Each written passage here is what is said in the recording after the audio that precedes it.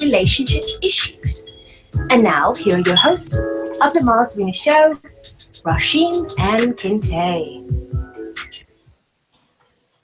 Hello, and welcome to an all-new episode of Men and Women Talk, the Mars Venus Show.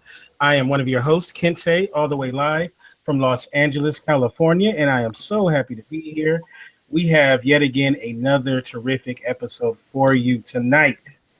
Now, we always love participation, and there's many ways you can participate. You can call in. The number is 323-522-4601, or you can go to our website, indyradio.org. That's INDY radio.org.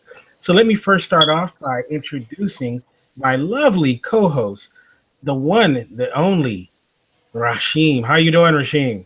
Good. How are you?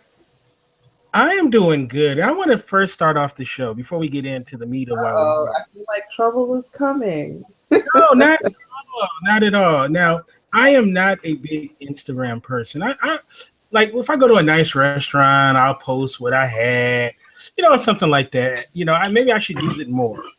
Mm-hmm. And I don't. I'll be honest with you. I miss the people that I follow, what they post. And the other day, I decided to really take a look at what people are posting. I guess that's probably a good thing to do, right? Oh, yeah, I think so. And I noticed of all, I follow a lot of people, a lot of cool people, and of all the people that I follow, I would have to say, entertaining or most interesting has to go to Rashim. Ladies and gentlemen, you are not following Rashim, and tell them what are you on Instagram? I am S.Rashim, so S.RASHEEM. This sister, I swear there must be 2 or 3 of her. First of all, she is everywhere. This young lady, one moment it looks like she's giving out food to the homeless or something. She's canoeing with some random people. She's like, she's one moment she's at a lecture or a convention or something. She's with her daughter, kicking it. She's painting with her husband. You're all over the freaking place. I swear. I feel so happy to have you here tonight because I swear you probably, as soon as the show's over, you're probably going to Space Station Z or something somewhere. Right. You do a lot of stuff. You are all over the place. I think I decided to show up fully. And I feel like I want to just suck all of the marrow out of life. I believe you do it. And if you have a bucket list, you've probably done everyone's bucket list. I think didn't you jump out of an airplane or something? No, something like that. It was indoor skydiving. Indoor skydiving, something I would probably never do. Look at her, look at Ramsey's face. But I gotta say though, it makes me say, you know what? I need to do more. So instead of just out there working or whatever, my goal in 2017 for the rest of 2017 is live this much as Rashim. I'm gonna up my Rashim quotient for the rest of the year. That's my goal for 2017 because this young lady is all over the place doing your thing, and I salute. Kente, you're entirely too kind. You need to have a reality show that the cameras need to. They would be so bored. They would be so bored. I'm shocked I ever reach you. You know what? It's funny because my mom says the same thing. Oh, you answered your phone. Which, anyway, that's a whole nother story. But yeah, I think I just decide that I don't sit on an idea too long before taking action on it. And if it's something that I think is worth doing, I make a committal action and the in-between action. So if I say, I want to do indoor skydiving someday, then I'll go online, make a down payment and set a date. Well, like I said, I want to be more like Rashim when I grow up. So I mean that. So so let's introduce the panel. We have an all-male panel tonight. And I'm going to start off with the guy you can't see. There's something going on with the camera, but it does have his logo. It is Ryan Perez. How you doing, Ryan? I'm doing great. How about yourself? I'm doing good. And I got to say, well, I'll let you introduce yourself and then I'll say a couple of things about you. Well, I am owner and founder of a digital agency called Bowtie Creative, and we just recently launched a new company called the Hustle Zone. So we've created a living documentary of we'll be documenting the lives of entrepreneurs from all over the world, and we have been doing that for about a year now. But we have a website coming up September 1st. We'll be launching a magazine slash online visual living documentary. And so I'm super excited about that. I'm also a single dad. And, between, if I'm not doing business, then I'm doing the single dad duties. So that's pretty much me. And you have a wonderful young son who seems like he's following your footsteps, and he seems like a very well-mannered kid, and I think it's pretty awesome. Well, not of recent. He's not that well-mannered anymore. He's growing into his own self, and a lot of attitude. But I'm loving every moment of it. Though he is definitely a good kid. Yeah, and big shout out to that young man. Definitely.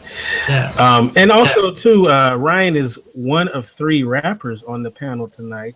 I don't know if Shofar and Rashim rap, but Ryan, Ramsey, and myself, we're okay. I'm not really a rapper, but I throw myself in there because back in the day on the lunchroom tables, I did used to hold it down. So. Right. I'm gonna have to kick up deep. We gotta see that, Kensei.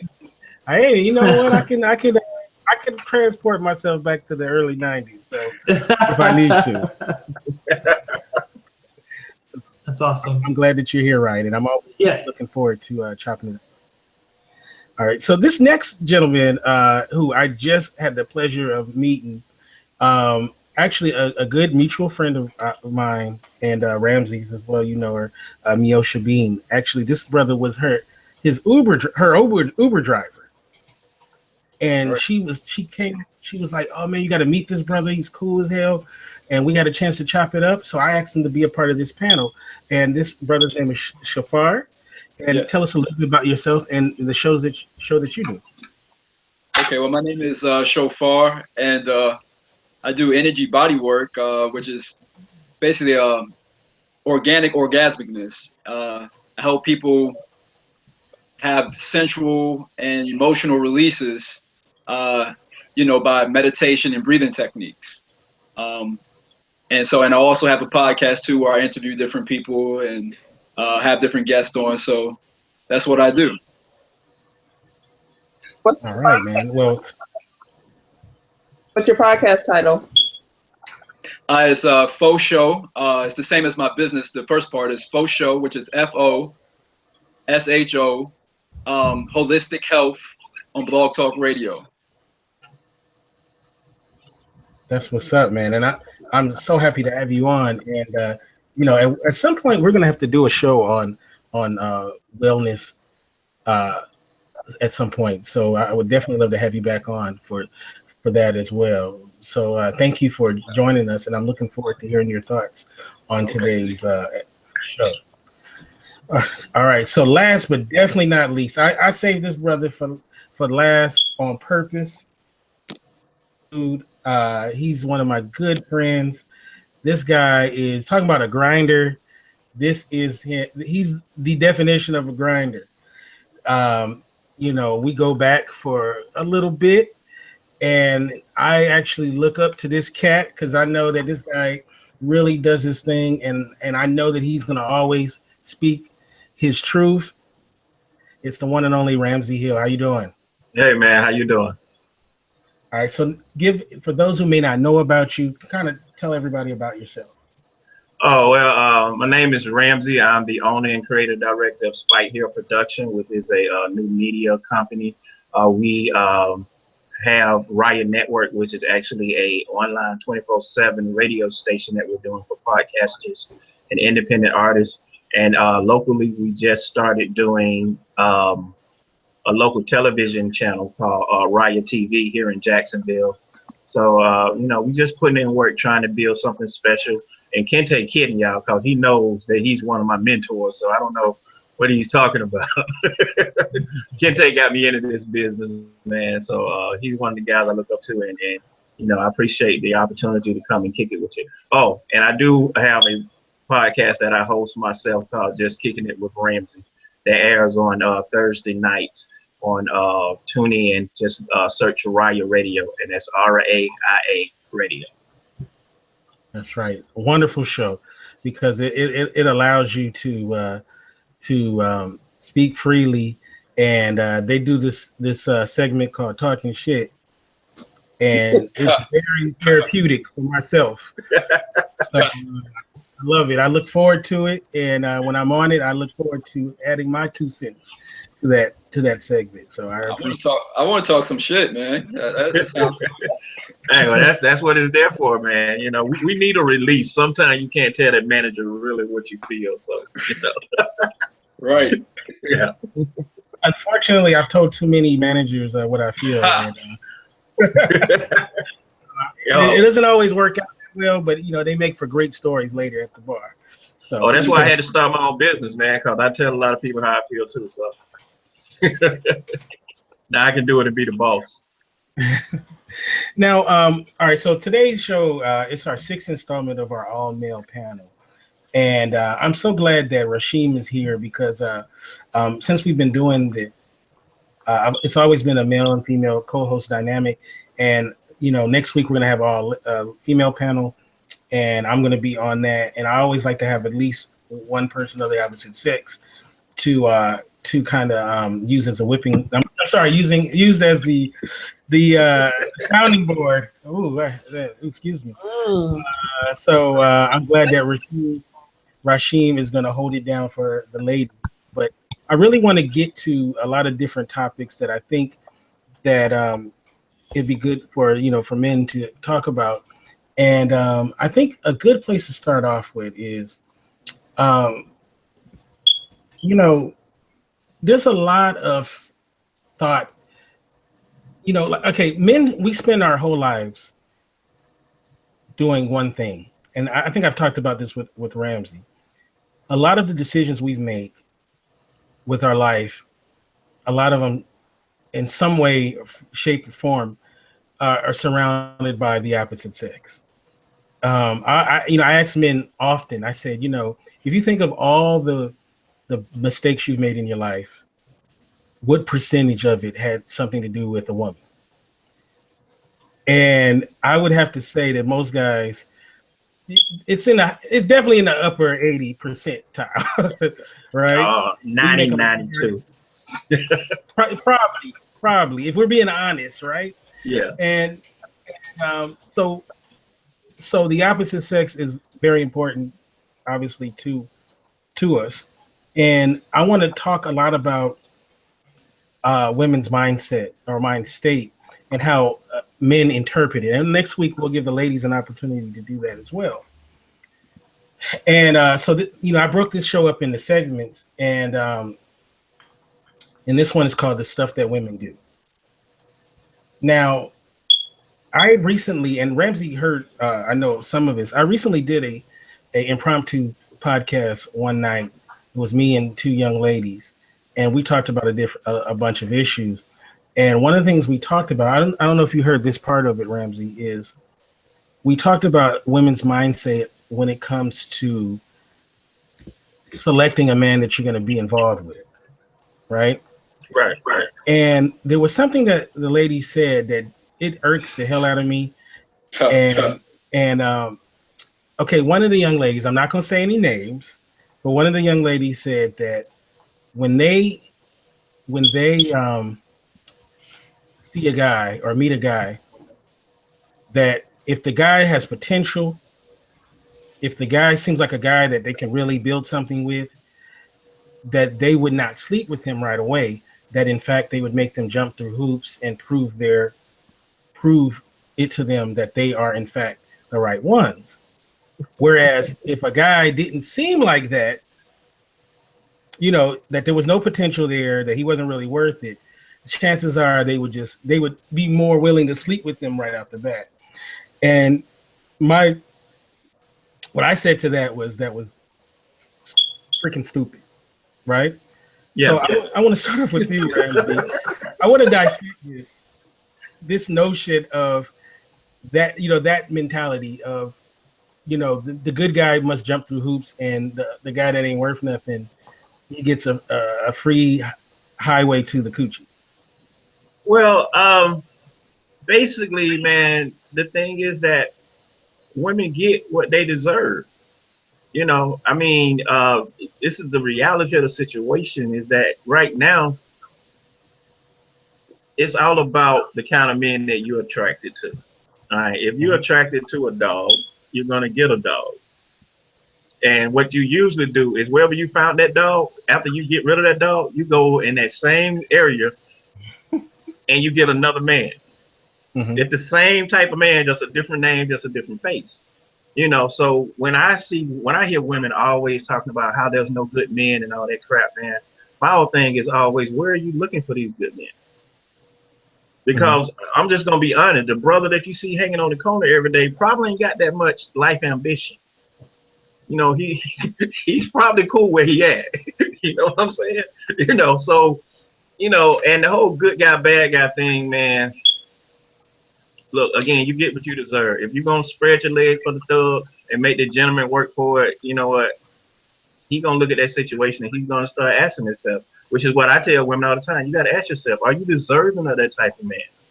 If you're going to sit here and beat raw dude, he ain't going to stick around, especially if he got his stuff together, because he understands his quality.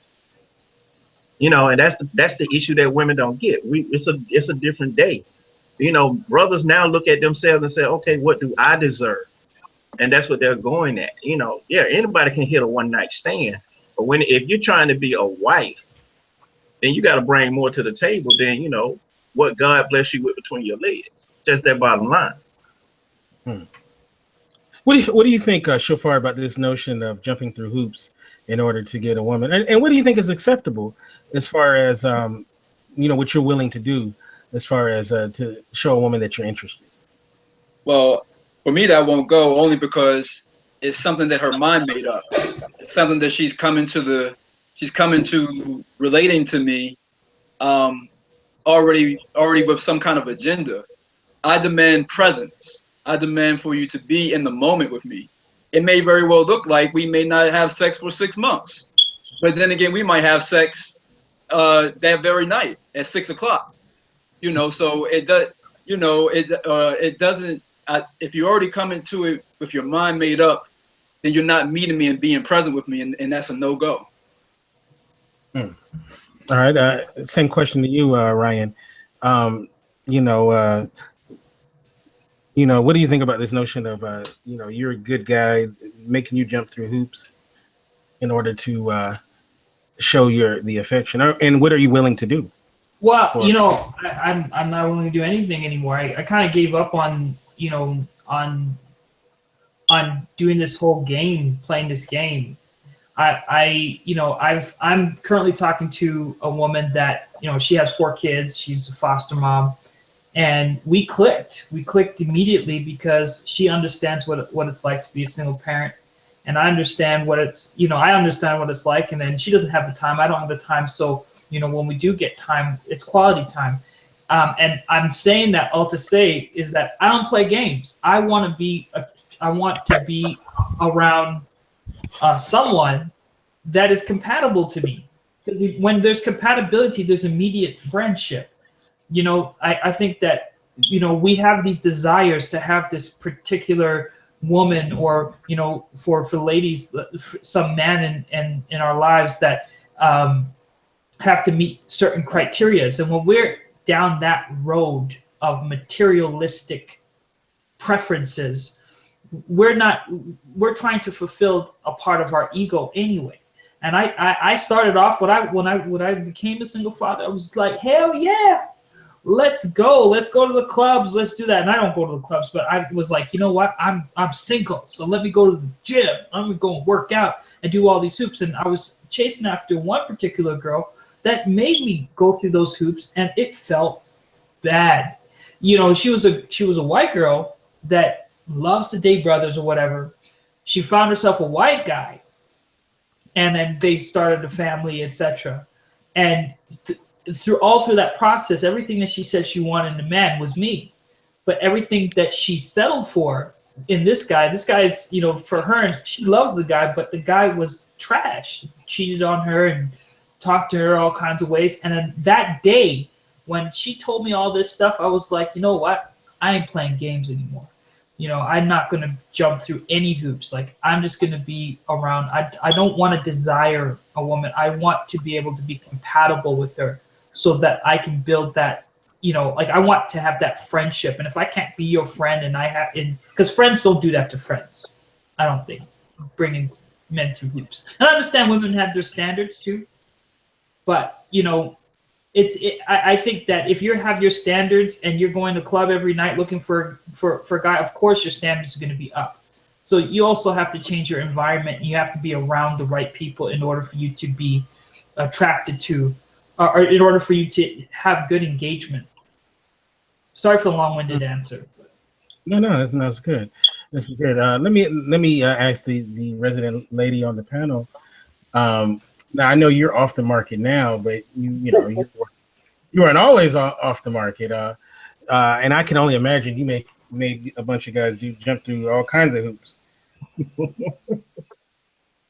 Well, see, in your original statement, what I heard is that if a woman, the woman who you're referring to in the statement that she made, if she's interested in something deep and more profound, she's testing that to see if that person has that staying power. If she wants something quick and in the moment, there's not that much of a test because she just wants something quick and in the moment. And I think that we do that all the time with different things. I don't think it's a matter of like nice guys finish last. I think it's a matter of what it is that you want and what it is you're looking for. So a person might say, I'm not looking for anything serious out of this particular relationship. So I just want to have pleasure now. You just want to have pleasure now. And if that's all that we both want, then let's just get to that. Whereas if a person is approaching a relationship and they're saying, I want to know that this person is ride or die. I want to know that this is a good companion. I want to know that they have my back. You're not going to find that out through sex. So I think it's a matter of, is this a sexual pursuit or is this a life partner pursuit? And I don't think that a sexual pursuit and a life partner pursuit require the same, vetting, right? So if it's just sex, it doesn't require the same level of vetting that it would for a life partner. So yeah, if you want to be my life partner, there's going to be more that I'm interested in learning about and exploring with you. If you just want to be my sex partner, there's just not that much to explore other than like whether or not we have chemistry, whether or not you're clean, and we're both free, available, and responsible adults. Now, what I would say to that is that one of the things that came out of that conversation was this notion of the reason why women make guys wait is because we have a tendency of thinking a woman is a hoe if she gives it up too fast. That's not true, man. It depends on how she gives it up. Can you repeat that again? Sorry, I missed that. Well, in this conversation with the ladies on the show, they were saying that the reason why they make the good guy wait, or the guy that has the potential there, is because she doesn't want them to think they're a hoe by sleeping with him too fast. And they were saying that that was the reason. And my argument for that was, okay, then, but if you're giving it up to other random people fast, what's the difference? Right, it's are. Still, I mean, if you want to behavior, so I want to ask the question: what is a hoe? What makes a woman a hoe? And I ain't talking about a prostitute on a street corner. I mean, what makes a woman, in your estimation, fellas, a hoe? You know, someone to put in that kind of category. And I think there's a good reason to bring this up, because I've had this conversation with women where they say, well, what exactly do men think, what makes a woman a hoe? What's something fair to say? All right. Well, look, taking it from somebody who lived most of his life as a hoe, it's real simple. If you participate in recreational sex, then that's it. It's that simple. You're home. You know, if like if there's a situation where you meet somebody that night, y'all bang it out and go on about your business, and then I mean, if this is something you do on a routine basis, that's hoeing. That's one of the things that I had to accept in my life, that I was a hoe, because that's something that's the way I grew up. That's the way that the people that I was raised around was brought up. You know, but to the other part about just giving it up fast makes you a hoe, that's not true. It depends on how you giving it up and why you giving it up. I mean, if you meet somebody and y'all start conversating and y'all hanging out all day long and it's just matching up and that moment happened, that doesn't make you a hoe. It just means that y'all had a great experience. But, you know, if you meet somebody and 5 minutes later, y'all in the back of the van, that's a different situation. So, but, you know, I don't think just giving it up because you just met someone makes you a hoe. It depends on, like I'm saying, the motive behind why you giving it up. If you just catching feelings, then yeah, maybe you hoeing. Now, let me ask you this. I don't know if you guys have any younger sisters or female cousins or whatever. I like what Ramsey said. What would you say if they came to you and they were like, Uncle Shafar, what is it? What would make me a hoe to a guy? What would you say? You know, and I don't know, that's one of those words that it can kind of be one of those push button words, you know, something that can bring up emotionality for people. You know, one person, and it's one of those words that each one of us on the panel might have a different definition for. So it's one of those troublesome words that I just kind of try to stay away from, because one person like Ramsey, you know, it could be positive or negative, right? You know, if you're following your energy and it's all legit, and I agree with what he was saying, like if everything is clicking and everything, and why not go ahead and do it? So it's one of those troublesome words that I would just kind of leave alone, because it has been used kind of almost like the word witch or, you know, freak or something. Like we throw that at women anytime they're following their energy. If she tends to be a very sexual woman and follows her sexual energy a lot, then she's a hoe, and that could be bothersome to me, because maybe she's a very sexual woman, but she's doing it in a conscious way, but she just so happens to spread her legs a lot. Nothing wrong with that. Nothing wrong. Yeah. So I don't like the word hoe. I don't use it. You know, I mean, you know, the whole thing about the word hoe, I can wait, I gotta see I gotta read that. But I can see that I don't have an issue with quote unquote hoes. And I'm gonna get into that in a moment, but I want to get to Ryan, and then I want to get a lady's perspective of what she believes a hoe is. But I'm gonna tell you why I don't have an issue. But Ryan, what would you say? Your little niece, she wants to make sure she's not you doing a hoe behavior. So what would you tell her? Oh man, what I would say, I don't know. Maybe like what I would say would be controversial, but you know, like Amber Rose, you know, started this slut walk because she wanted to create awareness, and there's a bunch of women and a lot of feminists that believe that, you know, women shouldn't be objectified, you know, for them having sex, because men have sex just as much and they don't get the same social stigma.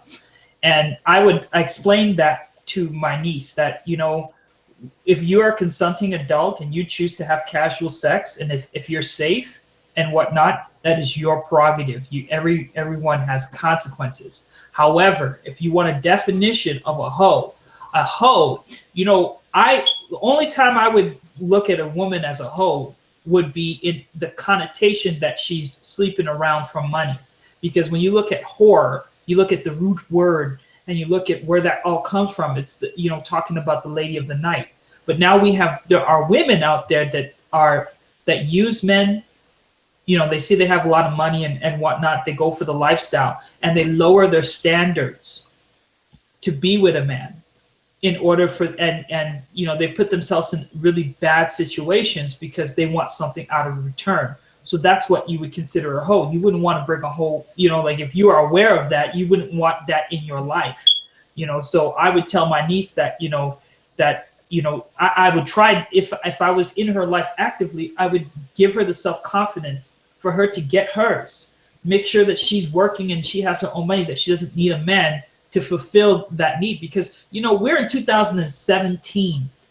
You know, things have changed. Men are not the only breadwinners in the house, right? So women are also taking that part. So the gender roles are shifting, and they're kind of balancing out and they're evening out, because both people should be independent. Both people should make the decisions. Like, we don't expect women to be at home cleaning, cooking, and doing all that stuff for us. We should. Who? Huh? Says who?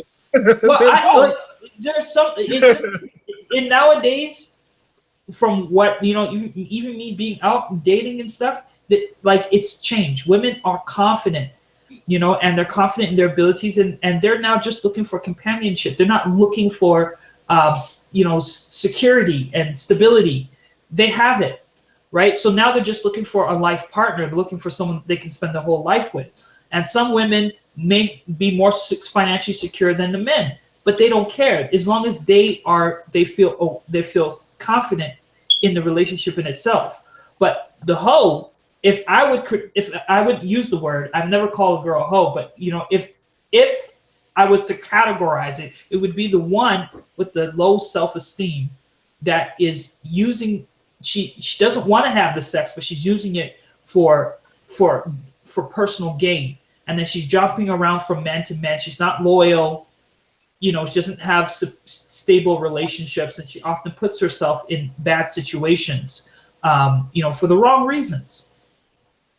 Now, Rasheen, before I ask you this question, I just want to put on the record that I am looking for the cooking and cleaning. That's why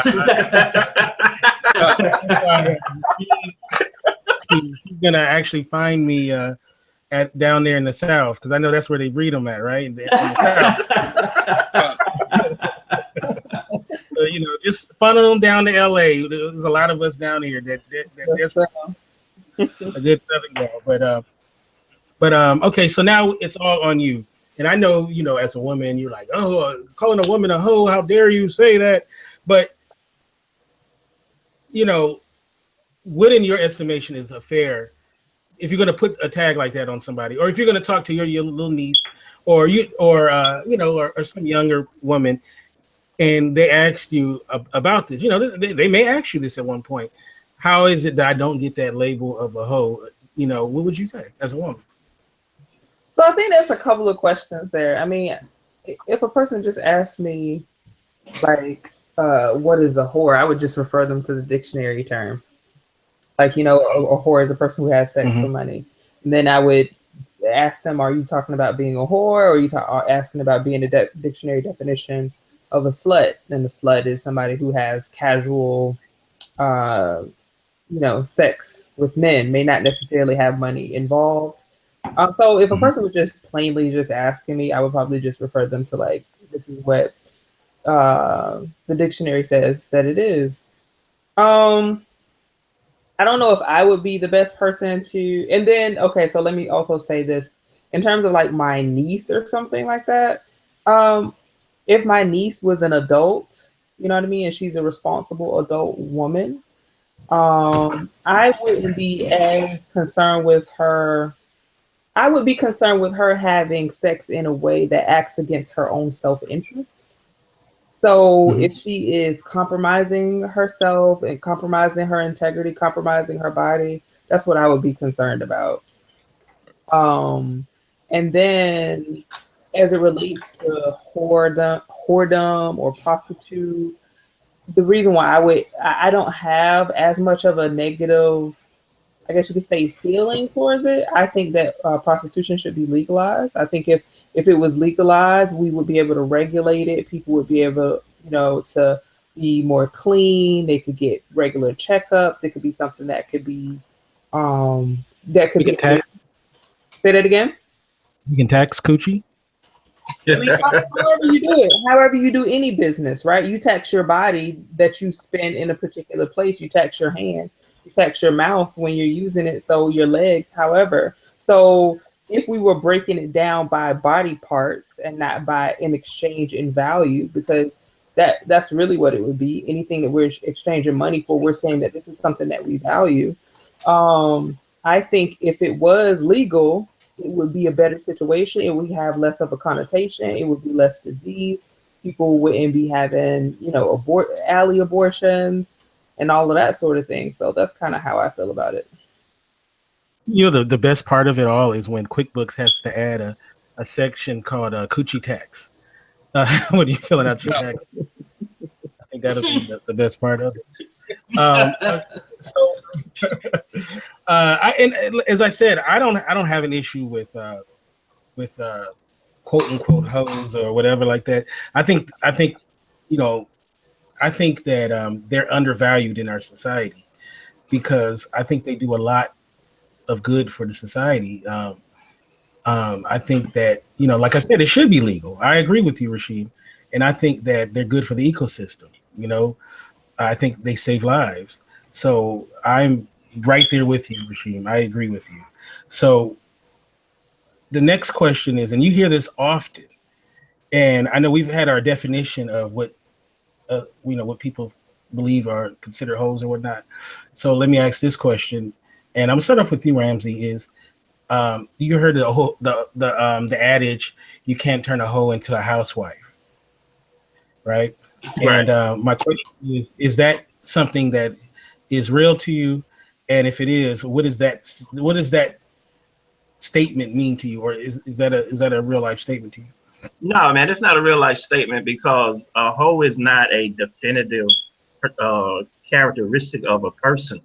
I mean, like I'm saying, and again, I speak with my head held high because of the life that I live. I'm where I'm at. So, I'm nowhere near the guy that I used to be. Matter of fact, when I run into old people that know me and they like, hey man, what's up, Z? And start reminiscing, it really kind of make me grimace because I'm not ashamed of what I've done, but it's not exactly the brightest moments in my life either. You know what I'm saying? So that right there is just a false statement somebody made.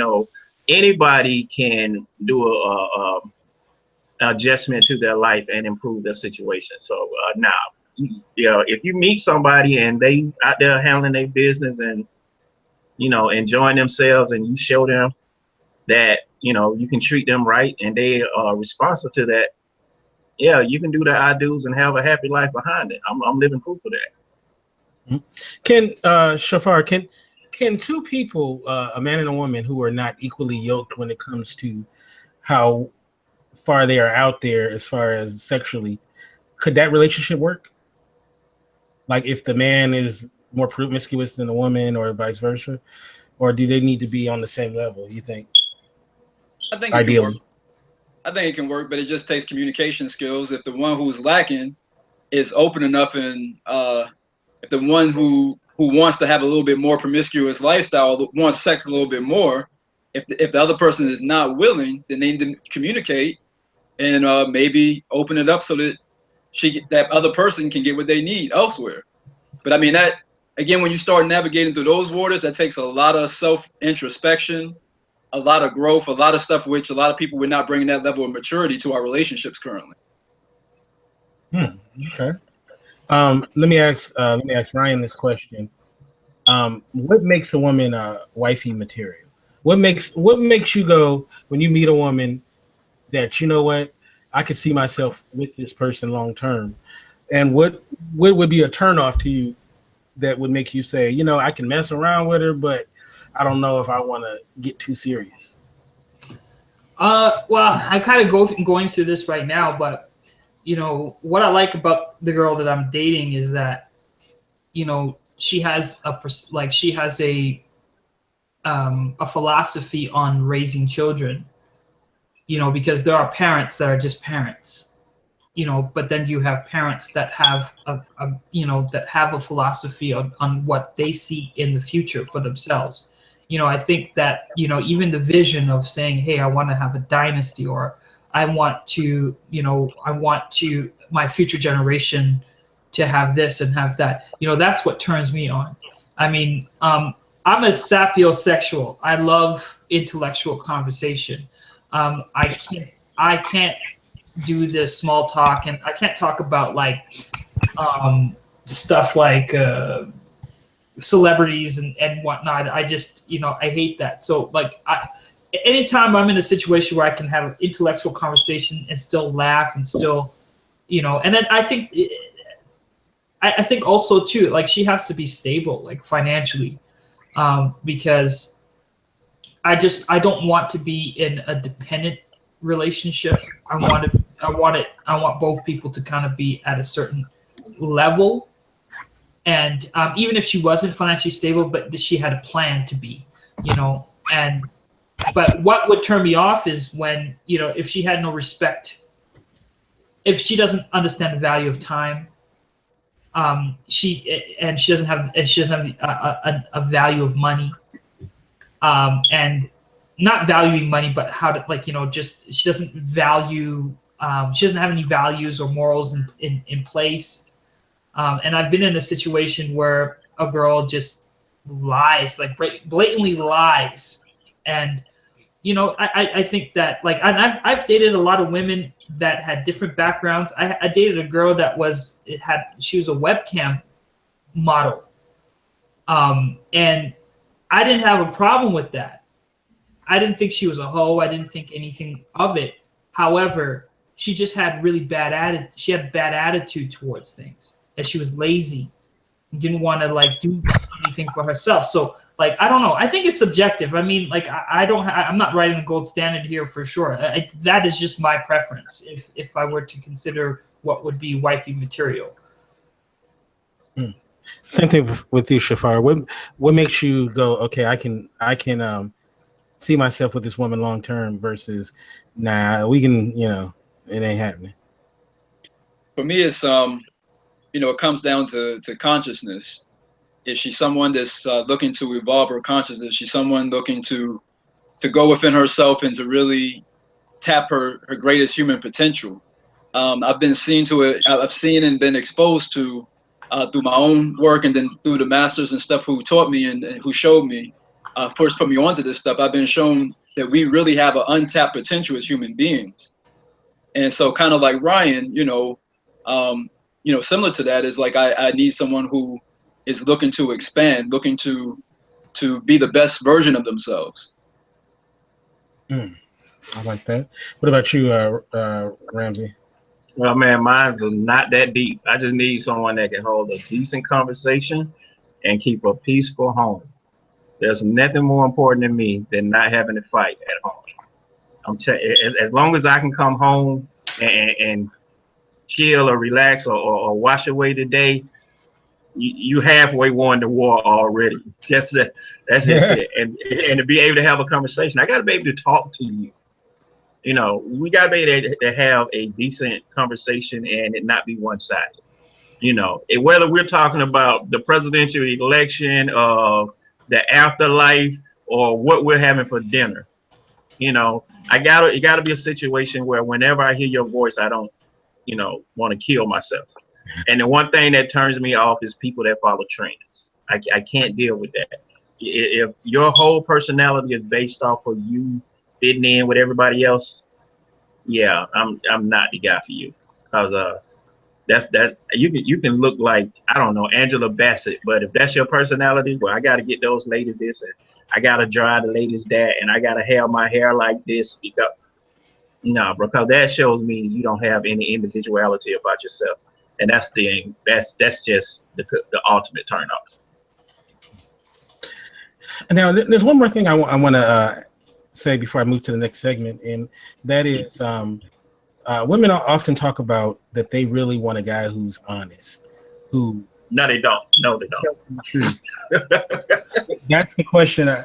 Do women really want honesty? Hell no, bro. The last thing a woman wants is an honest man. Okay, because no, actually, well, I'm not going to say women. Most people don't want an honest person in a relationship with them.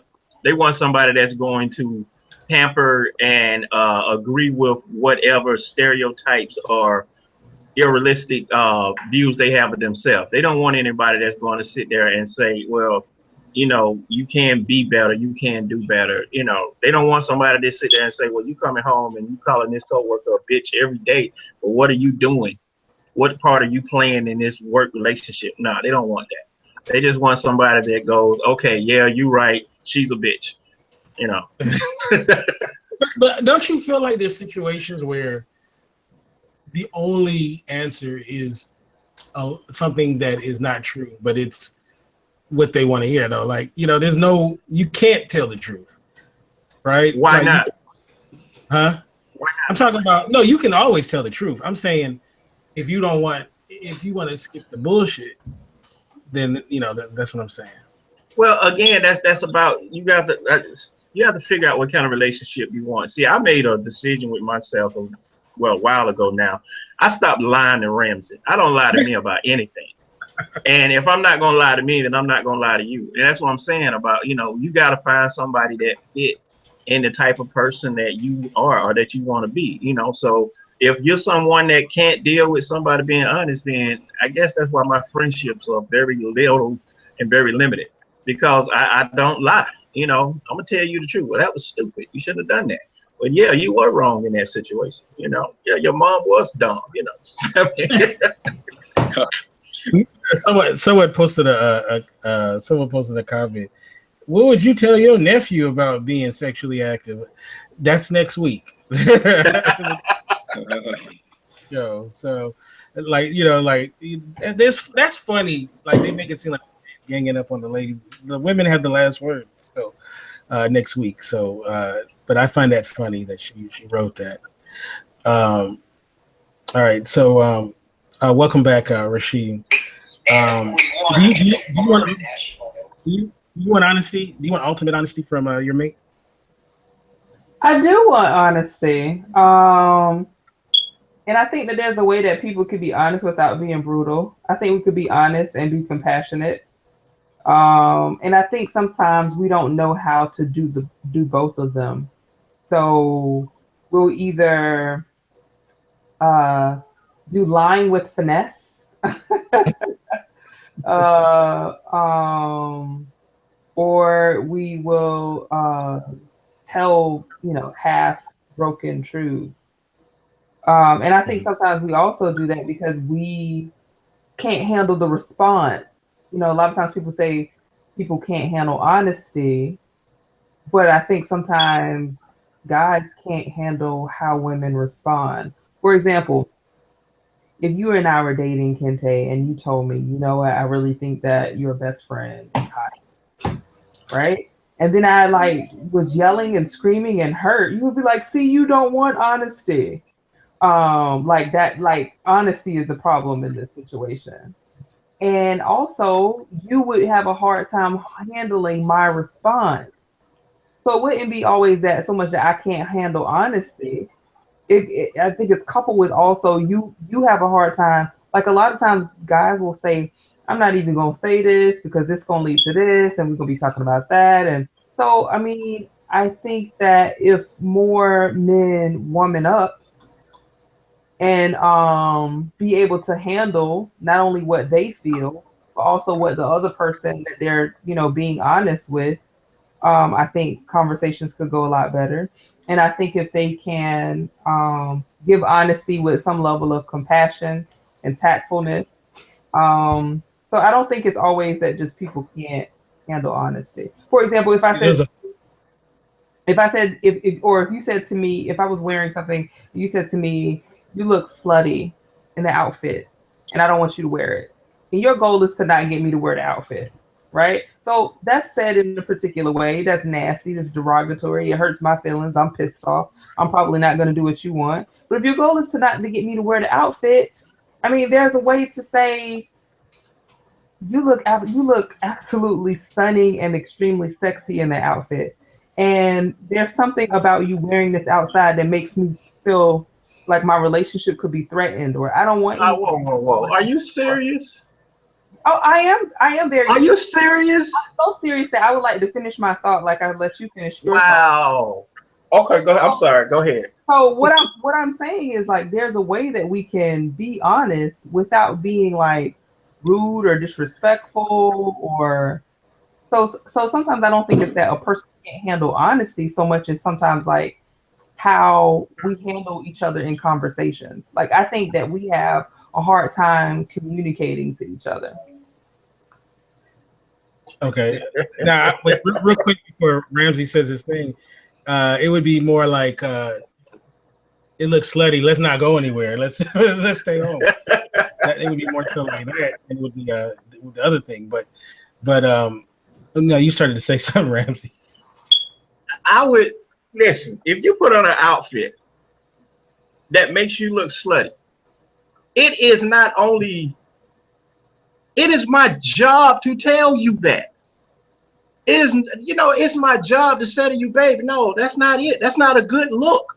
It ain't got nothing to do with whether or not I feel threatened by you walking out the house with that. It's me being your man looking out for my lady.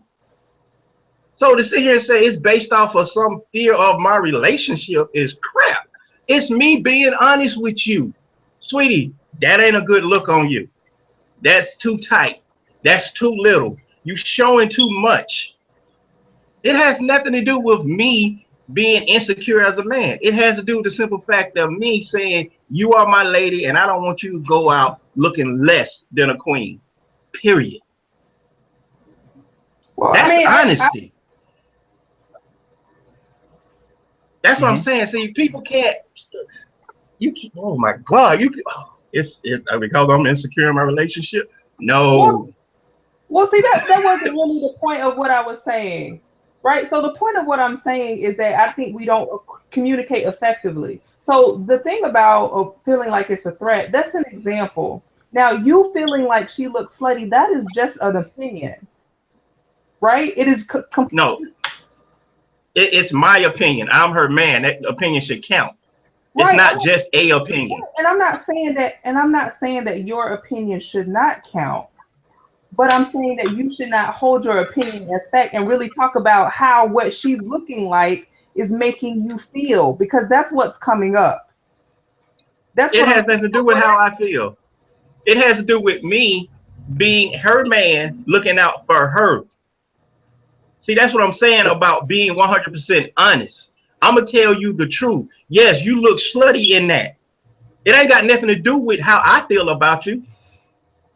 It has to do with I'm giving you the honest. Look, you put that on. You look like you headed to the street corner. Yes, sweetheart, you do. I mean, it's still a matter of opinion, and it's still about and it is because what could be slutty to you could be very attractive to another person. Number one, and number two, you are feeling something about what she's wearing, whether it's like it makes you mad, it makes you angry, it makes you feel uncomfortable. What I'm saying is just to articulate to her what you're feeling, but we don't do that. We make it, you're bad, you're dumb, you ugly, you look like whatever the thing is, we make our opinion facts and don't deal with how we're feeling, what it is the other person is doing. And I think that is what comes up and makes us feel like people don't want to hear the truth. I think we don't know how to deliver the truth. Yeah. The full truth. I don't understand what. Go ahead, man. I'll say this, that like I have a co-parenting relationship, and I know this has nothing to do with, it's not the same scenario, but I have to have conversations on what I'm going to choose to do with my son, and what I wanted him to walk home from school by himself, not have me pick him up, and she really felt adamant of me picking him up. So I think in relationships you're always going to have these disagreements. I used to be that tyrant that I felt like I had to hold it down because it was my perception. But I don't know. I've changed. Because, first off, if I know, like, probably if she was dressing like that when in your marriage, she was probably dressing that when you met her. And that was probably the reason why you're with her to begin with, right?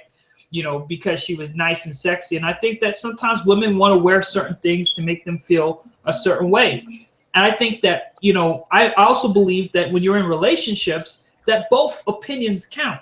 I think that both people should be able to state how they feel about something and come to some sort of compromise, you know, because, you know, maybe she hasn't felt sexy in a long time and she wants to wear that dress. By all means, wear it, because I'm not insecure of her sleeping with another guy. I would be more concerned with, why does she not feel sexy?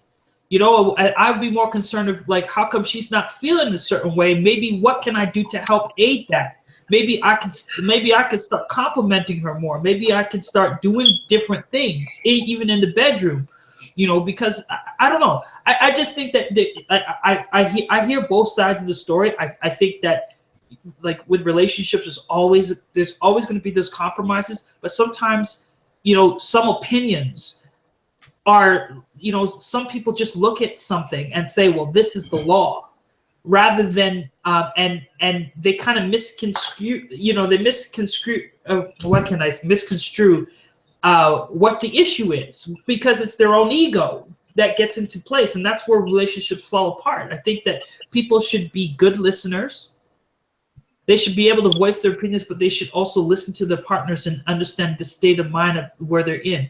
Because sometimes, you know, maybe it is the fact that she just wants to feel more sexy when she goes out, that she wants to feel beautiful again, you know, and I'm not going to stop her from feeling that way. If that's what makes her happy, I should be happy with that.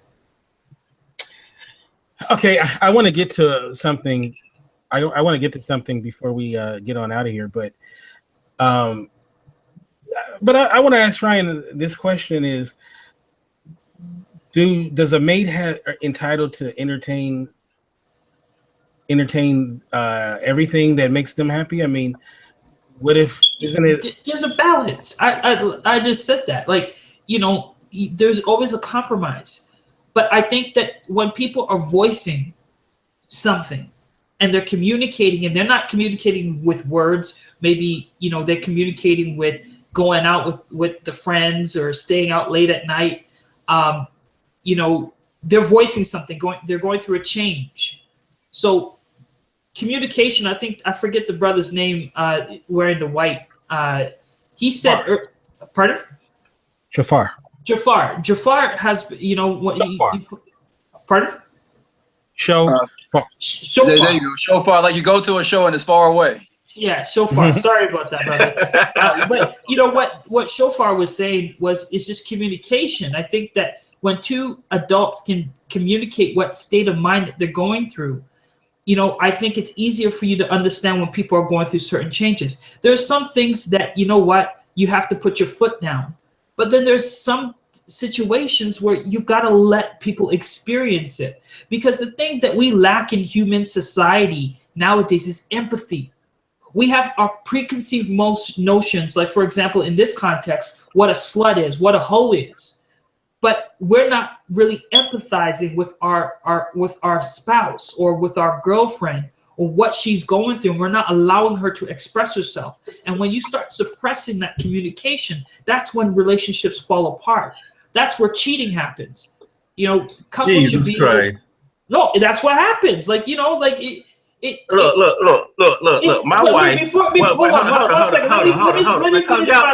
Let me finish. Oh my God, with the strawberry shortcake mess, man. No, this is not strawberry shortcake. Crap. You see, no, listen. Expression is like a steam engine. If it doesn't get expressed through one way, it gets expressed through other ways. And so if you don't let that expression happen within a relationship, you don't have a relationship. That's not a relationship. That's not what connects you. You know, you can't be you either have a dictatorship or you have a relationship. You have to choose.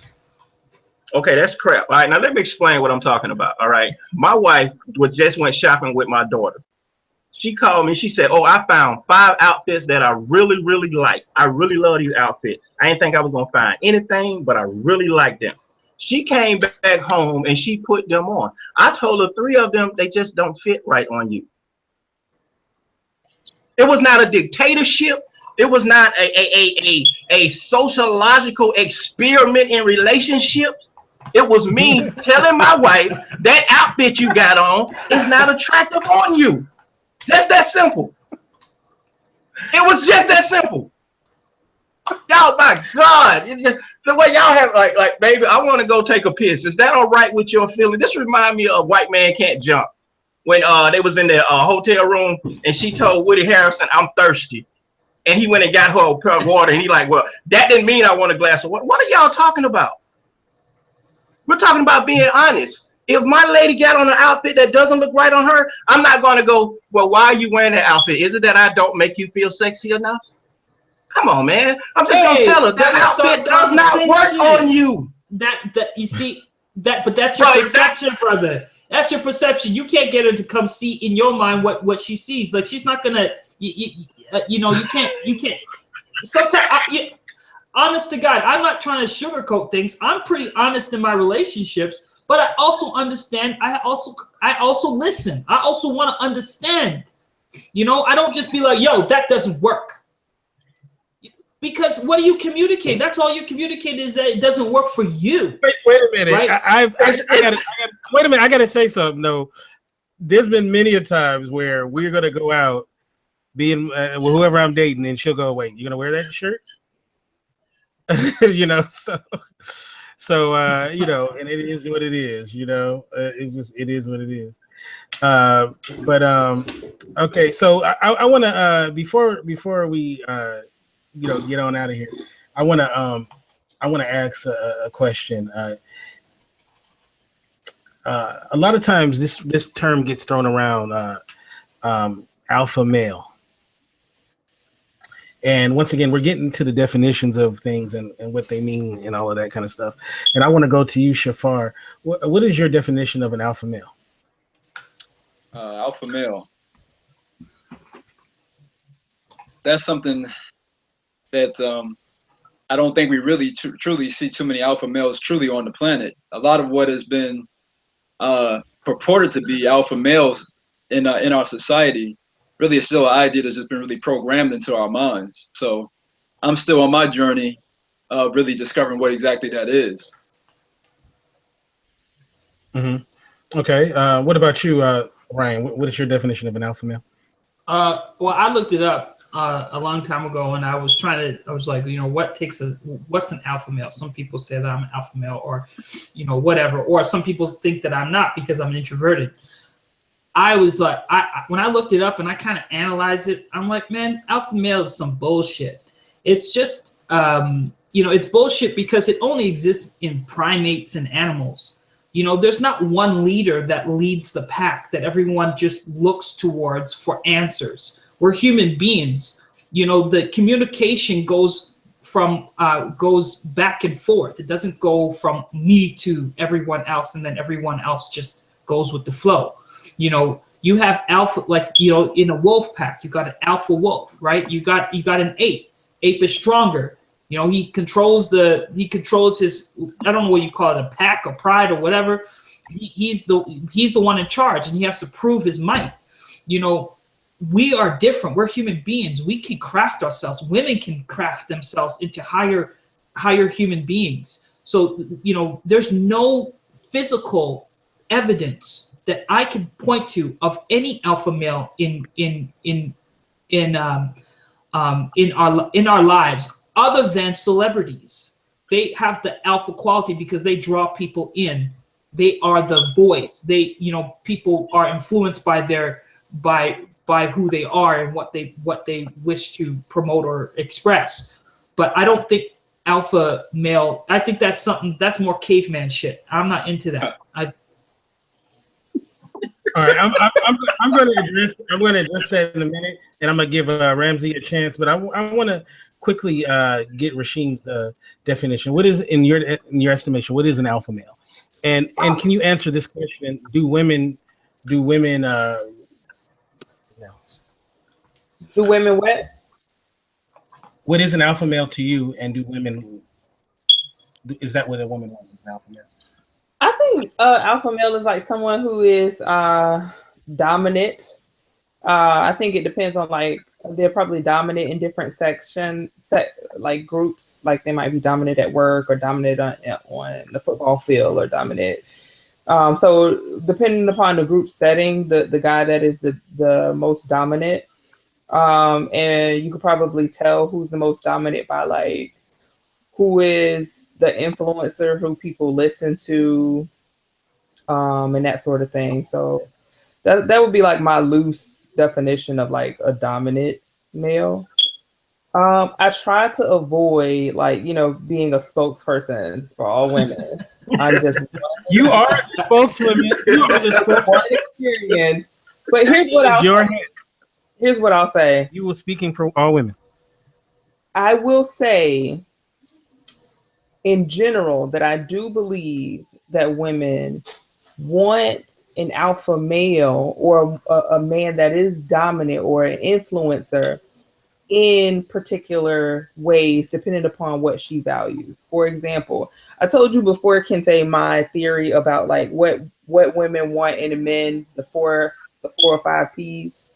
Women, and then depending upon the type of woman she is, one of those P's mean more to her than the other. I think women like men who are providers. That may not be the primary P for her. Paternal, someone who's going to be good with her children. That again, this may not be the primary P. Someone who's a partner, a helpmate, and someone who's passionate. Now, depending upon the woman, she might value one of those P's over the other. So, like, say if I say I want a dominant male, that may not necessarily mean that I want somebody. I have to have somebody who makes more money than me, or that he has to be dominant in this particular setting. Like, I feel like it depends on the way in which I show up, where I want him to kind of, I don't know, influence, take charge, lead, sort of thing. And I don't think that that's a general thing again for all women, but I do think that there are areas in life where women like to see their man dominate in a particular way. And this is not like dominate over them, put them into submission or like subject other people, but I think they like to see power exercise in whatever way that man exercises power. If he exercises it with his checkbook, if he exercises it with his penis, if he exercises it with whatever his skill is, if he exercises it as a great father, I think women like to see men exercise power. That's it. It's definitely Rasheem, right? What is that? What did you say? Rasheem. Definitely Rasheem, right? That's what Rasheem likes, right? I'm giving you Alpha male. Yes. Right? That if the shit goes down, he got your back. I think I will say there are certain things that I value, and those things could change in different situations. In the house, he's not going to give you the bat and say, go check it out. Say that again. If somebody breaks into the house, no. See, I'm not going to give you the bat. So here's another thing that I like, and right along with those people, I like to feel a sense of protection. Mm-hmm.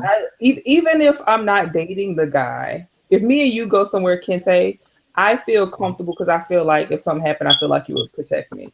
So it would make me want to be around you. Yeah, I wouldn't. Right? So I wouldn't let nothing happen. Comforting feeling for me. Co-hosts are hard to find, so I wouldn't let you like, I'm protecting my investment, I'm protecting my interest. So that's something that I particularly like. So I think it just depends on how, and then I think again it changes as women get older. Becoming a mother, a guy being paternal is very important to me. Very important to me.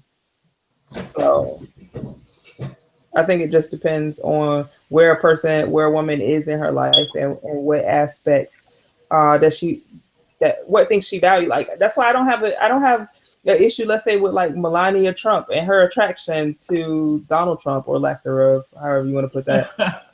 Only because I get it. Right? Like, I get it. Like, she's picking a person, one, he's exercising power in a particular way. She probably values a certain level of comfort that she's experienced in her life that he's exercising through being a provider. So I get it. It's when if I don't see any of those in the guy, that's when I'm confused about what's going on. What's great about Trump, as far as she's concerned, is when the lights go out, she has that orange night light. Wow, sleeping next really?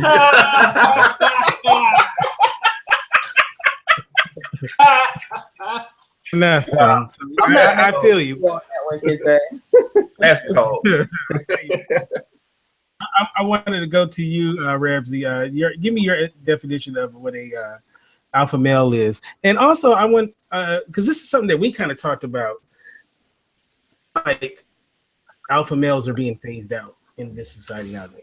They're being or trying to at least. Well, first of all, let me tip my hat to Rashid because I think she nailed it 100%. I couldn't give a better answer of what an alpha male is than what she has given. You know, the thing that I think people don't get sometimes is you may not want to be an alpha male. It may just be thrust upon you. You know, like I tell there's certain people that I will communicate with for the sole purpose, and I'm not trying to be ignorant or like blow smoke up. But the reason why I talk to these people because I feel like they're on my level. Because most of the time, most of the conversation that I'm having in my life is me guiding somebody or me leading or someone looking at me or expecting certain things from me, you know. So even though I'm just trying to live my life and make my goals happen, I understand that I'm in a position where people are looking at me in a certain way. So yeah, you can be an alpha male without even trying to be one. You know, that's totally possible. You know, and again, like I said, I just think her answer was awesome, man. And as far as women is concerned, yes, a woman do. I mean, I'm just going my relationship.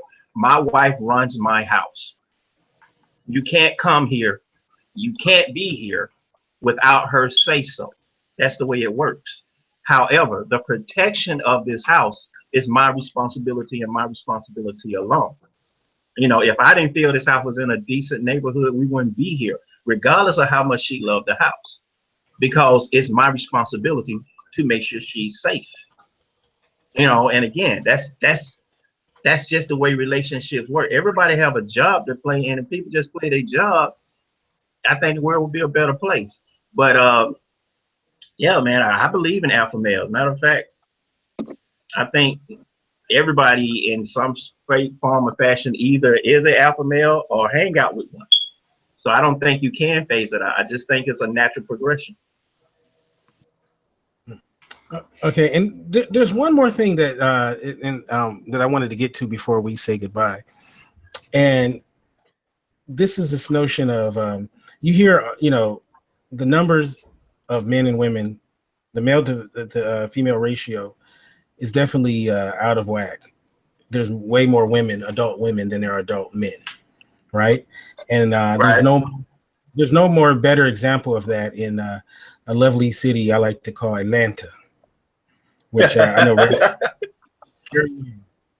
Like I always say in Atlanta, if you ain't got a woman in Atlanta, something's wrong with you. Something wrong with you. Yeah. Right here and no legs, and you should be still in the game. So the question I have is, and I'm really and I'm being real serious with this, and I'm gonna start off with Shofar, and he'll thank me for letting it start off with him. Is being with just one woman, right? Is that an outdated concept? Should we really, since there's so many more women than there are men, is it maybe we're doing these women a disservice because they have to, one woman, one man, is what we live by? Or should society be more open to a male having multiple women, especially if they can afford it? That for me ties back into your last question when you were asking about the alpha male. And I said that for me, I don't see really that many examples of it on the planet. As Rashim said about, the protector, the planner, or paternal, man, the provider and the pleasurer. The house of the man is one of the masters that I learned from calls it. He calls it the house of the man. Those 4 categories. We don't see that many men actually step into even one category of that fully. Right. A lot of us don't bring in even one of those categories fully online. So if you find a man who brings at least one category online, let alone the whole subset of all those characteristics, and a woman can't find anybody else that even can match one, I say that maybe he should have more than one woman. But the same thing, I would have to say the same thing goes for a woman that develops all her different categories of the woman that's in her sensuality, the woman who can be a good mother, the woman who can, have her own business online, a woman who can tap into her spiritual abilities. If a woman is even bringing one of those to the forefront, she may not be able to find a truly conscious man, a man who can match that. So it's really about us being present with the moment and seeing if we can match in our environment someone who can mirror back to us what we need. Okay. And I want to even go biblical, Ryan. In the Bible, a lot of God's chosen warriors had a multitude of wives, right? And they were God's chosen warriors. So I'm gonna ask you the same question. I'm not saying do you particularly, because I'm good with one. But my question is that an outdated concept? Do you maybe we're not doing right by women by only choosing one bride? Maybe we need to be, if we're doing our civic duty, we should have at least 4 or 5. To be honest, for me, I asked my a lady that back in the Disney, that was last year. I asked her for open relationship because I wasn't really interested at the time in like settling down or anything like that, and I kind of wanted to just date. And I'm all for it. I think it's not that it's outdated, it's suppressed. I think that society is really conditioned, what a man should be like, what a woman should be like, and what a relationship should be like, what marriage should be like. Like we are conditioned to a fault. And I think that I think in nature we want to have multiple partners. We have our one woman that we will, that we want to stay by, but there may be times where we want to just relieve ourselves. I don't know how else to say it, but like I think that there's a part of us in our nature that that is that way. And I think that at the same time, I think that a man should have as many wives or as many girlfriends as he could handle. But I can only handle one. So as much as I would like to, you know what I mean? Because I'm a businessman and I'm also a father, and I can't have problems from all next to the woods. So I would choose to have one because, women are a handful. So you have to know how to handle them. And if you know how to handle them, then play on. Ryan said 1 and I'm done.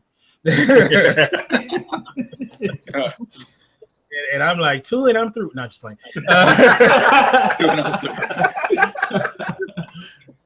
So I saved you last for this one because, now I'm not saying this is you or your mentality, but I'm saying a lot of brothers I've met, specifically from Atlanta, I use it as a test place.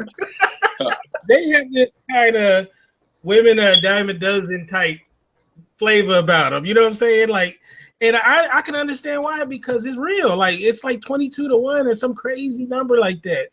And using that as a test case, you're almost an asshole if you got only one woman in Atlanta, right? And so my question to you, brother, you're not in Atlanta now, and I know you're happily married and all that to a lovely lady. But I'm saying though, and maybe we'll mute this part if she ever hears it. But I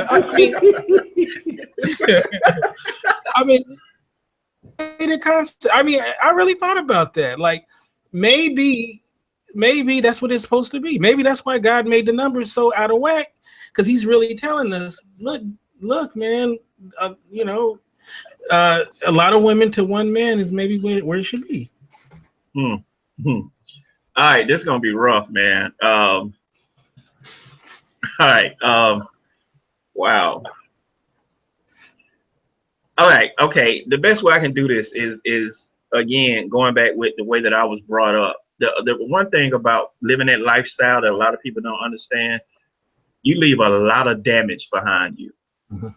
I mean, it's the worst thing that ever happened to me was I was on the transit train with a girl for about 4 stations, and she's sitting here having a conversation with me, and she like, you don't even remember me, do you?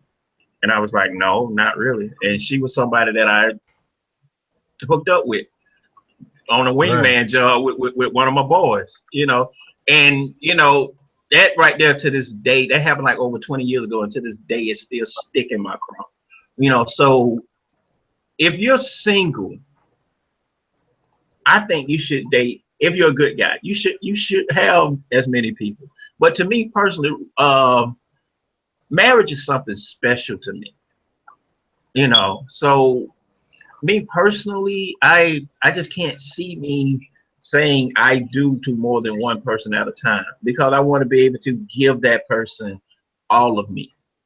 You know, but now if I wasn't married, yeah, no more of this. No, we kicking it. No, yeah, I'll see you on Monday or on Tuesday, and fit her in on Wednesday. You know, but you know, but again, no. When it comes to marriage, now I can't. It just, and again, this is just me personal because of the things that I've witnessed in life. Marriage is just too important to me to share with more than one person at a time. You know, I thought about it. I think I could write down on a piece of paper everybody I've been intimate with. Well, I couldn't. I think I can. I think I could do that. Well, I'm not doing it though. I could. I guess I could if I, you know, me and my cousin did that when Magic came out with AIDS. You know, you know, we got together like, well, maybe we need to start, you know, just to see where we were. Let me tell you, I'll never do that again. You know what? Magic probably saved a lot of lives, because that happened in what, 91, 92, something like that. And that was like the age where you start getting, for me, I started getting real active there. And I'm telling you, when you heard that Magic Johnson got it, you know, it was like, dang, that was real. It made it real. Right, you know right. What I mean? It was like, man, Magic can get it. Like before, it was considered more of like a homosexual disease. I mean, that was what people thought. So when Magic got it, it was like, oh shit, you know, like this can really happen. Then Eazy-E got it. It was like, oh man, I almost wanted to be a monk after that. You know, I'm talking about strapping it up. You know, it made it real. So I definitely feel what you're saying on that. But you know, like I said, I'm one woman guy, but you know, I wonder though, maybe, you know, maybe we're being selfish by being one woman men. Well, again, if you're single, you should be dating. That's the problem with this country. Nobody dates anymore. So if you're single, you should be dating several people. You really, oh my God, man, this world would be a better place if people dated. You know, just nobody dates anymore. They meet, they on Facebook or Twitter, whatever it is, for 15 minutes. That's my man. What? No. People should date. That's what's one of the things that's missing in this country. People should just date. Listen, you got your spot. I got my spot. You know, if you free on Wednesday, we'll hook up. If not, I'm going out with somebody else. It should be that simple. Yeah, that's for sure. Well, I would love to continue on, but I'm going to wrap up the show. I want to thank this wonderful panel. You guys were awesome. I am going to start off with you, Brother Ryan. How can people get you in social media? And once again, tell us about your shows as well. Yes, every night at 9 p.m. Mountain Standard Time, 10 or 11 p.m. Eastern Standard Time. I will be doing my show, The Hustle Zone TV. It's a place where I interview other entrepreneurs, and I don't just talk about business. I talk about their lives, their stories. You know, I talk about the times where their checks bounce and their credit cards decline. You know, because I think that we just need to broaden the perspectives of entrepreneurialism, and instead of it being a lifestyle, it's more so a culture. So you can catch me, you can find me. I have all the handles. You just type in Hustle Zone in Google, you'll definitely find me. If you need any check bouncing stories, I got you. I'm telling you. We can do a whole series on that. That's real.